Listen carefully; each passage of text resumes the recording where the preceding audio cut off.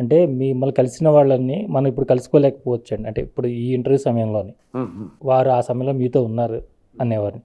కానీ మీరు చెప్పినటువంటి 108 మహానుభావుల్లో ఒక మహానుభావులు ఇక్కడే ఉన్నారు మనకి, ఎల్వి సుబ్రహ్మణ్యం గారు. ఆ సమయంలో మీరు వారికి చెప్పారండి మీరు ఇలా దీంట్లో ఉన్నారని? అప్పుడు మీ అనుభూతి ఏ విధంగా ఉంది? అసలు అంటే మనకి గత జన్మ గుర్తులు మనకేమీ అసలు తెలియదు కదా. మన చాలా వింత అనుభూతి. పైపెచ్చు అంత సమీప క్షేత్రంలో ఉంటూ సుమారు 20 సంవత్సరాల నుంచి ఆ ఇంటి దాకా వెళ్ళి వచ్చినట్టుగా కూడా కనిపిస్తోంది, కానీ ఎప్పుడు కలవలేదు. దానికి ఏదో ఒక నిర్దిష్టమైన ఒక కాలం అది మనం ఊహించుకుంటున్నాం. ఇంకొక పక్క అసలు ఈ సమయంలోనే ఎందుకు రావడం తటస్థించింది అని కొంచెం ఏమన్నా లోతుగా వెళ్ళి చూస్తే బహుశా ఈ సమయంలోనే నాకు ఆ ట్రీట్మెంట్ అవసరం. ఆ జీవికి ఒక్కొక్క కాలం ఒక రకమైన ట్రీట్మెంట్ అవసరం. ఫిజియోథెరపీ ఒకప్పుడు ఫ్రాక్చర్ కట్ ఒకసారి వేస్తారు, సర్జరీ ఇంకోసారి చేస్తారు, డైట్ ఇంకోసారి చెప్తారు. ఇలా మనకి డిఫరెంట్ ట్రీట్మెంట్ ప్రోటోకాల్ ఎలాగైతే ఉంటుందో బహుశా నాకు అలా అనిపిస్తోంది. ఆ విధంగా రావడం వల్ల మనకి ఇవాళ ప్రతి సందర్భంలో మనం ఇందాక మీరు చూస్తున్న గ్రంథాన్ని చూస్తే మనకి అనేక విషయాలు కొంత మనకి ఆలోచన లోపల నుంచి వస్తాయి. ఏది మనం సులభంగా తీసుకోవడానికి లేదు, దేన్ని మనం తృణప్రాయంగా మనం అంటున్నట్టుగా వదిలేయడానికి లేదు, దేని గురించి తీవ్రంగా స్పందించడానికి లేదు. ప్రతి సందర్భంలో కూడా నీ లోపల ఉన్న పదార్థం ఎంత కదిలింది, నీ బయట ఉన్న పదార్థాలు ఎంత కదులుతున్నాయి, అంటే నీ పెదవులు కదులుతున్నాయా, నువ్వు మాట్లాడుతున్నావా, లోపల నీ భావాలు ఏమైనా స్పందిస్తున్నాయా అనే ఈ రెండు మనం చాలా జాగ్రత్తగా చూసుకోవాల్సి వస్తుందండి. కొన్నిసార్లు మనం మాట్లాడకపోవచ్చు, బట్ లోపల మనం ఒక రకమైన బాధ అనుభవించవచ్చు, ఒక రకమైన క్రోధాన్ని అనుభవించవచ్చు. అది కూడా మనం జాగ్రత్తగా సంయమనం పాటించాలి. మనం స్పందించవలసిన అవసరం లేదు. సరే, ఈ తీవ్రత ఏదైతే ఈ సందర్భంలో మనకు కనిపిస్తున్నదో కాలగమనంతో తీవ్రత తగ్గిపోతుంది. ఈ తీవ్రత ఉన్న సమయంలోనే కదా నీలో ఉన్న గొప్పతనాన్ని నువ్వు చాటుకోవాలి. ఈ తీవ్రతకి నువ్వు లొంగిపోతే ఇంక నీలో ఉన్న సత్తా ఏమిటి అని ఇలాంటివన్నీ కూడా లోపల నుంచి ఒక రకమైన సజెషన్స్, ప్రేరణలాగా లోపల నుంచి రావడం ఇవన్నీ కలుగుతూ ఉంటాయి. అలాగే ఒక ఒక సందేహం కూడా నాకు గ్రంథం చదువుతున్నప్పుడు అనిపించింది. విషయాలన్నీ రాస్తున్నప్పుడు మరి ఏం చెప్తారంటే, ఆ బలానా జీవి ఒక క్షేత్రానికి వెళ్ళారు, లేదా ఒక ప్రాంతానికి వెళ్ళారు. అక్కడ వారికి హనుమంతుల వారి దర్శనం అయింది.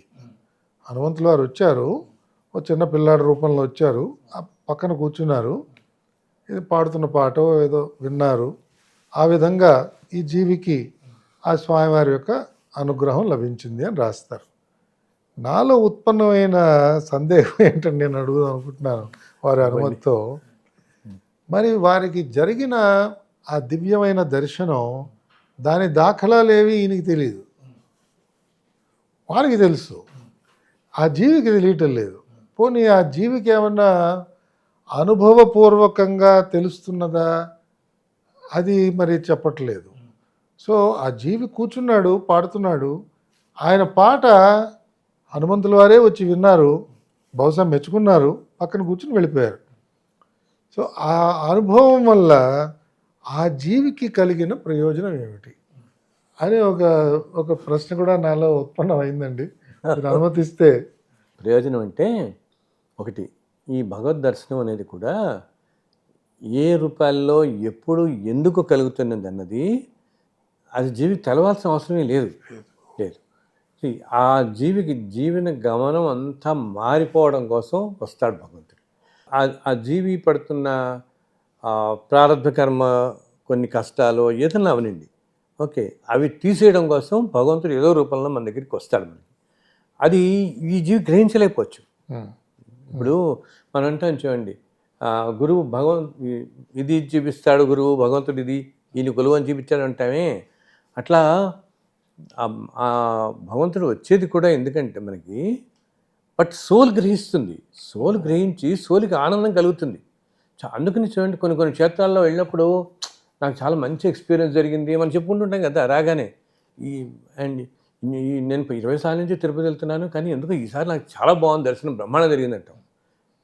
బాగా జరిగింది, చాలా బాగా అనిపించింది అంటాం. ఆ బాగా అనిపించడం ఏంటిది, సోల్కి అనిపిస్తుంది. ఎందుకు బాగా అన్నది మైండ్కి అర్థం కాదు. ఇప్పుడు సాక్షాత్తు భగవంతుని మనకి ఏదో దర్శనం ఇచ్చుంటాడు ఏదో రూపంలో అప్పుడు.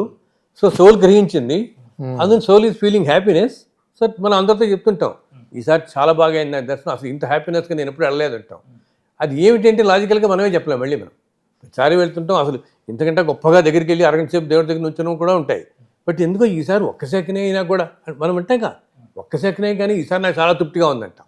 ఎందుకు దగ్గరికి వస్తాడు భగవంతుడు, ఈ మనిషి మంచి ఉన్నత మార్గంలో వెళ్తూ ఏదైనా ఒక కష్టంలో ఉన్నప్పుడు ఆ కష్టం నుంచి ఆ మనిషిని పక్కకి కొంచెం తగ్గించడానికి, ఉపశమనానికి, ఆ పక్కకి తోసేయడానికి ఆ ప్రారంభ కర్మని రకరకాలుగా ఏంటంటే, ఇప్పుడు ఒక జీవి మంచి మార్గంలో ప్రయాణిస్తున్నాను అనుకుందాం అనుకోండి, అవుతూ దీనివల్ల ఈయన ఏదైనా కొన్ని కష్టాలు పడుతూ ఇప్పుడు లైఫ్లో ప్రారంభ కర్మల వల్ల కొన్ని పడుతూ దానివల్ల ఈయన వల్ల జరగాల్సిన మంచి పనులు సొసైటీకి ఎప్పుడైతే జరగట్లేదో అప్పుడు భగవంతుడు ఏదో రూపంలో మన దగ్గరికి వచ్చి ఈ ప్రారంభ కర్మని పక్కకి తోసేస్తాడు, లేదా తర్వాత జన్మల్లోకి తోసేస్తాడు. ఇంకా కొన్ని జన్మలు ఉంటాయి కదా, ఆ జన్మలో అలా కొంచెం తోసేస్తే ఈ జీవి వల్ల ఏమవుతుంది, వెంటనే ఈ ప్రారంభ కర్మ తెలియపోయి ఈ ధర్మ ప్రచారంలో మంచి స్పీడ్గా ముందుకు వెళ్ళిపోతాడు.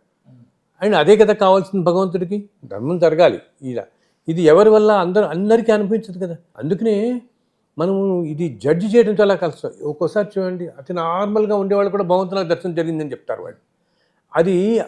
అది అతి నార్మల్ అనేది మనం జడ్జ్ చేస్తున్నాం.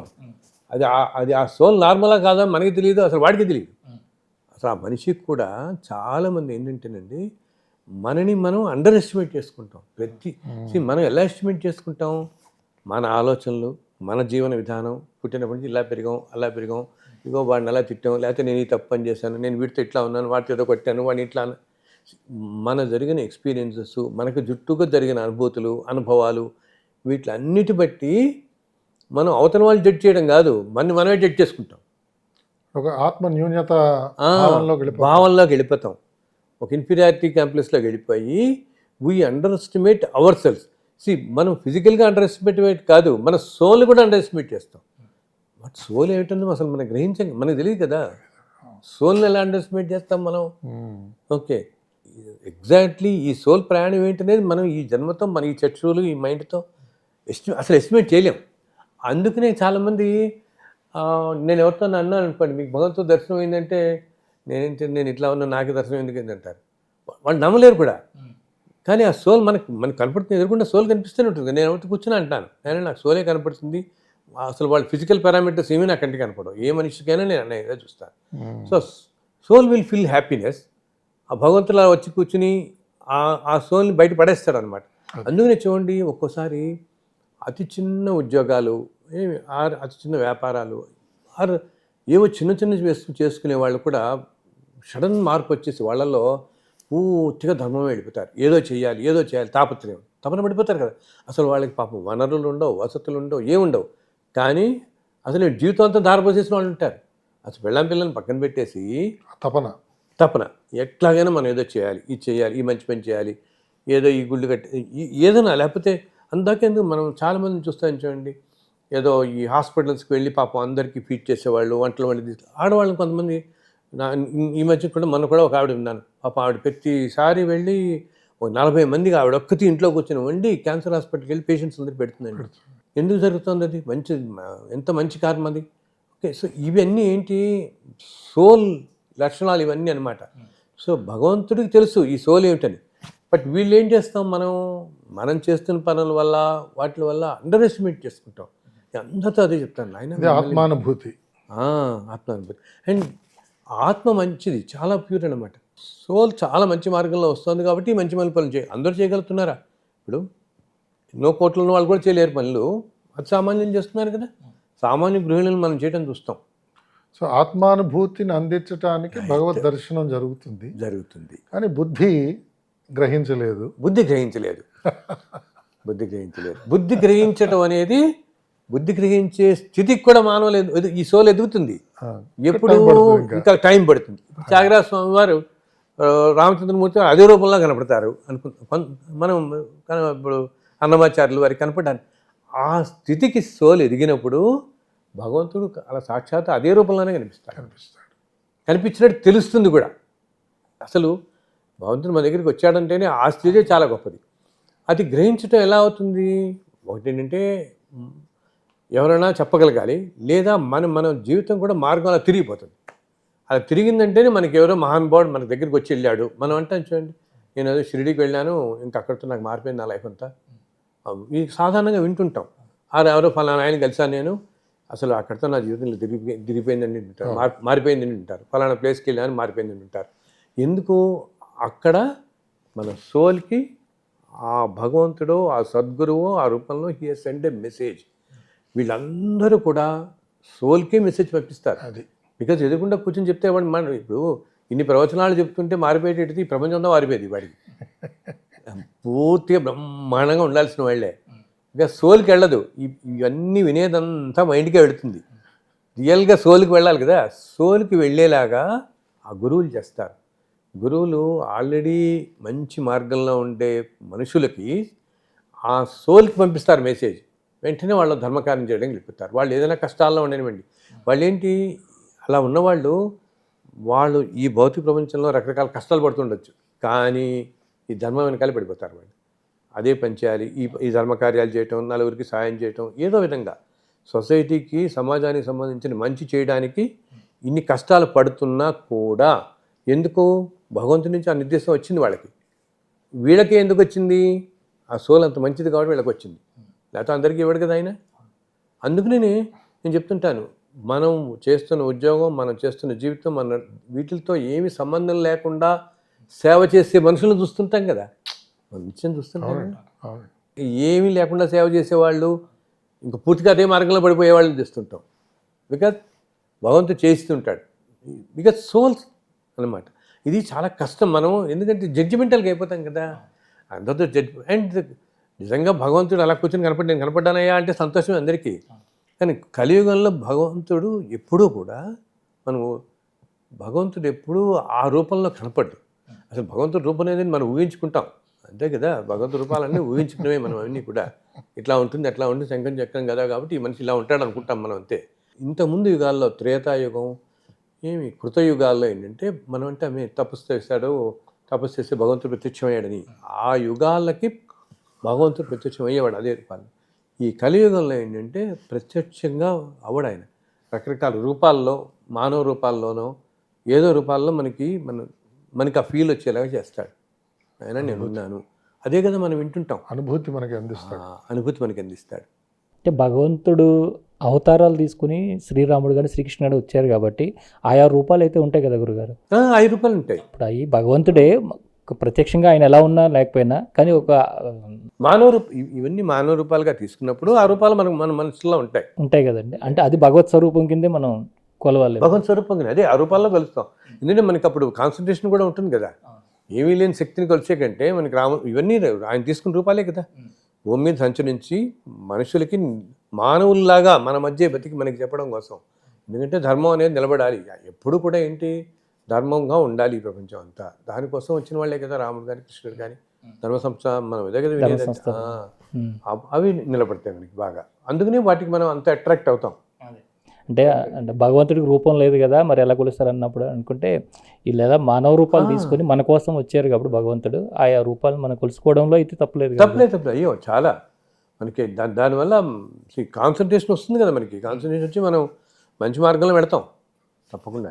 చాలా అంటే ఈ ఉగాదికి మన మంచి సత్సంగంలో ఇంకా ఎంతసేపన్నా చేయొచ్చండి, కానీ చాలా విలువైన సమయాలు మీ ఇద్దరివి కూడాను. ఏదైనా ఒక భగవంతుడికి సంబంధించిన ఒక శ్లోకం కానీ స్తోత్రం కానీతో అందరికీ ఆశీర్వచనం ఇస్తాయి, బాగుంటుందని. అందరూ బాగుంటారు. అందరినీ చల్లగా చూడాలని ప్రార్థిస్తున్నాను. స్వామివారు అందరినీ చల్లగా చూస్తారు. ఈ సంవత్సరం చక్కగా అందరికీ ఇందాక చెప్పాను కదా, వివాహాలు అన్నీ, అది అన్నిటికంటే అందరికీ సంతోషకరమైన విషయం అది.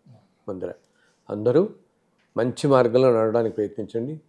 అండ్ ధర్మాన్ని ఆచరించడం అంటే చెప్తున్నాను కదా, సహనం, పాపం, ఈ రెండు లేకుండా ఉంటే అదే సగం అహంకారం ధర్మాన్ని. అహంకారం లేకుండా మనుషులకి ఇప్పుడు అస్సలు ఉండకుండా ఉంటే అది అస్సలు ఈ రెండు గుణాలు ఎప్పుడైతే పూర్తిగా నశిస్తాయో అప్పుడు పూర్తిగా మనం అసలు భగవన్ మార్గంలోనే వెళ్ళిపోతాం. మనం అన్నిట్లోనూ మంచిగా జరుగుతుంది. అప్పుడు సమాజం మొత్తం చక్కగా ఉంటుంది. స్వామివారు ఒక నామం ఏదైనా మీతో చెప్తే మాకు అన్ని నామాలు ఎవరి నమ్మకాన్ని బట్టి వాళ్ళు ఆ నామం తీసుకోవచ్చు. అంటే మీ ద్వారా ఒకటి మేము విందామని అంతే. ఏదో ఒకటి శ్లోకం కానీ స్తోత్రం కానీ ఏదైనా స్వామివారిని శృతిస్తూ లేదు. వినా వెంకటేశం ననాథో ననాథ సదా వెంకటేశం స్మరామి స్మరామి హరే వెంకటేశ ప్రసీద ప్రసీద ప్రియం వెంకటేశ ప్రయచ్చ ప్రయచ్చ. అది నిత్యం తలుచుకుంటూ నేను చాలు, అలా రక్షింపబడుతూ ఉంటాను.